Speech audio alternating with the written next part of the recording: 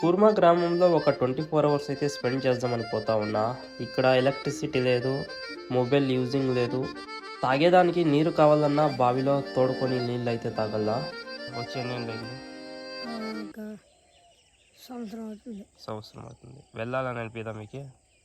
ఎందుకు? ఇప్పుడు వచ్చి 6 సంవత్సరాలు అయింది. ఇంకా 4 నెలలు ఉంటే అయిపోయి ఇంకా అప్పుడు ఇంకా 2 నెలలు 3 నెలలు అవుతుంది. మరి ఇంకా అట్లే ఇక్కడే ఉండాలని ఇంకా డిసైడ్ అయిపోయినారు. మన భారతదేశం ఒక 200 సంవత్సరాలు వెనక ఎలా ఉండేదో ఈ ఊర్లో అయితే చూడొచ్చు. ఎక్కువ పెద్ద పెద్ద ఆలోచనలు అవసరం లేదు వాళ్ళకి. అంటే మేము చాలా హయ్యర్గా అంటే చాలా ఉన్నతంగా జీవించాలి, మాకు బిల్డింగ్స్ కావాలి, మాకు కార్స్ కావాలి, మరి మోటార్ బైక్స్ కావాలి, పెద్ద పెద్ద ఆస్తులు కావాలి, ఇవన్నీ మనిషి జీవించడానికి అవన్నీ అవసరం లేదు.